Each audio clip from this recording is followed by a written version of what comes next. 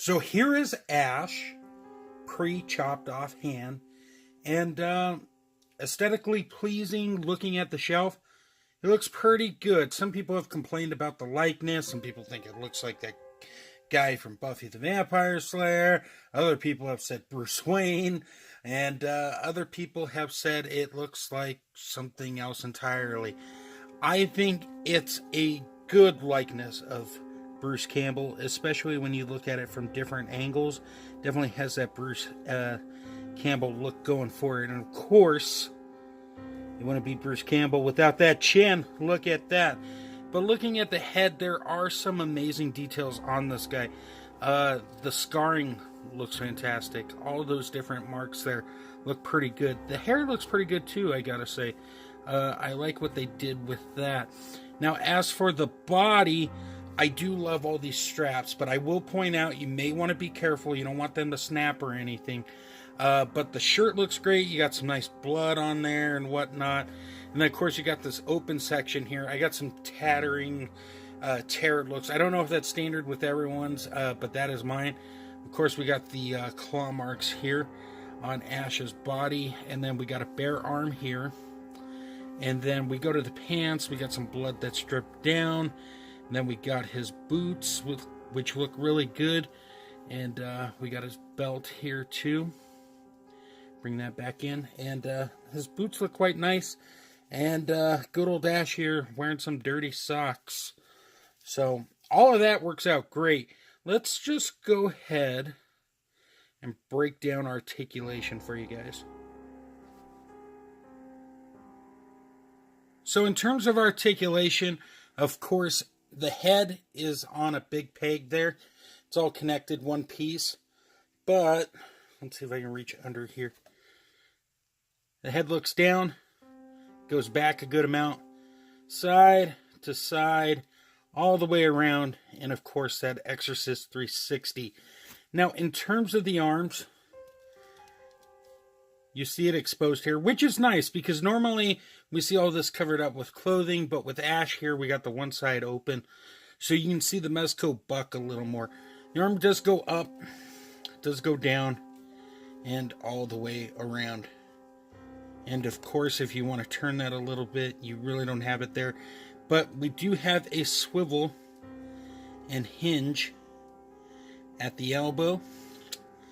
And then we have a ball peg at the wrist that allows for swiveling and hinging action, like so. Now the upper body has a diaphragm joint, so you can bring it side to side. You can twist it. Let's see. Does he go back? He goes back about that much. He goes down quite a bit more. So you can have deadites kicking him. And then we have our waist twist somewhat. Mine's really tight. And of course, with that waist, you can actually bring it back a lot more. Bring it forwards down a lot more too. But just cool. Now, in terms of the legs, Ash can do the splits about that much. We do have the ball pegs connected, so you get your thigh cut. He kicks forward that much. He does go back a little bit. Double jointed knees. Rotation at the foot. It hinges back that much and goes forward quite a bit. And you do get some rocking, which is always good. And then we have a peg hole at the bottom and some nice detail on the shoes. So a good amount. It's pretty standard for what we've seen with other companies in Ash. Some people may say other versions have more or less, but I definitely don't hate the articulation. Some people might, but I do not. Let's now move on to the accessories, because that's where the fun factor really starts to erupt. As it relates to hands with Ash, what we have going on here is the two fist hands that come with Ash. And then we have a open left hand to like hold the book or other items. And then we have a trigger left hand as well. This is the only part of the figure I really don't like, because I wish we would have had a little more hand variety or maybe a stub for Ash. I don't know what happened there, but It's not a deal breaker. It doesn't work me into a frenzy or anything. It's just something personally I would have liked more of. Now, let's go to the fun part. Let's talk about the different heads we get with Ashley J. Williams. So in terms of heads, of course we have the Dead-Eyed Ash head. And this thing looks fantastic. Look at all the detail there. It looks monstrous, ready to wreck things up in the cabin. Love the detail in the teeth and in the mouth. Ears look great. His skin around his neck looks good too. Really digging that head. Now this head, the bloody version of Ash, really looks tremendous. It captures young Ash quite nicely, and I think it's the best Ash head on the market. Very, very cool. Love the blood effects on there. Love how the scars and everything turned out. Really, really nice. And then we get the Henrietta Head. The eyeball does not come out, which is a good thing because I would lose it. But I like the severed piece here, looking quite nice. Just a lot of great detail on it, sculpted back hair, and everything just came out really good with this. So let's go ahead and move on to the rest of the accessories, and we'll go from there. And of course, front and center, we have the Necronomicon. This thing came out really fantastic. You have the nice detail of the book here. I mean, it just looks wonderful. Got the age look for the pages. And then on the back, of course, we have the back of the book. Bound by human flesh and inked in blood. Very fantastic job, Mezco. Then we have the trusty sawed-off shotgun. Looking quite good. No action features or anything on it. But the detailing looks nice and Ash can hold it, no problem.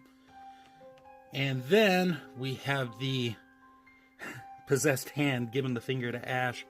And this looked quite good too. I really love the detail on this hand. It just looks really, really nice. Only downside is you can't get it to stand up. But hey, the fact that they included that extra hand, I think is pretty cool.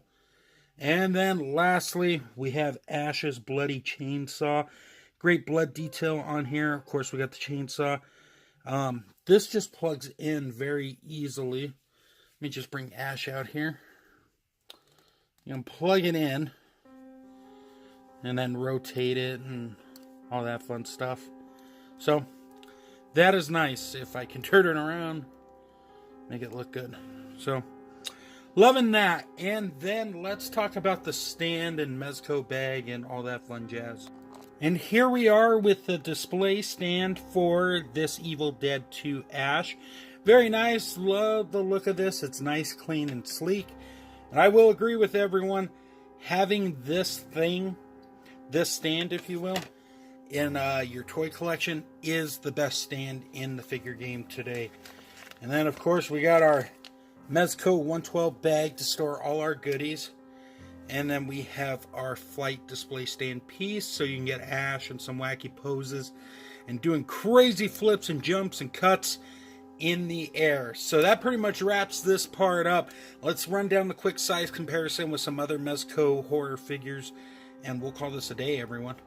Well, guys, here are all the Mezco 112 figures I believe that are available horror themed wise in the collection right now. Of course, there's variants to the Frankenstein, but we got Clockwork Orange, Michael Myers, and Frankenstein, and of course we got Ash over there, and he fits in wonderful with all these characters, and lots of fun and shenanigans can be had to the right toy photographer or display person non grata. At the end of the day, I know companies like NECA and SideShow make really great Ash figures too, but I really do love this Mezco Ash. It's a nice quote-unquote museum piece in the collection. I appreciate all the accessories. And at the end of the day, I am always down with more Ash figures from the Evil Dead verse. So if you have some spare change, you want to pick it up, by all means, go ahead, because I don't think you'll be disappointed at the end of the day. Good detail, good look on the pants, on the cloth goods, nice plastic accessories too, and just a fun purchase. So with that being said, guys, I hope that has helped you determine whether or not you want this in your collection or not. If you have any questions, feel free to ask. I'll answer them as soon as I can. Also, I want to thank you guys. It does mean a lot for anybody who stops by. I just do this as a hobby. It's just my own thing. I don't monetize the channel or anything like that. It's just me talking about toys. So, to anybody out there, thank you for stopping by. With that being said, though, I think that's going to wrap things up. Go check out the sponsors, some of the people who help make this show possible.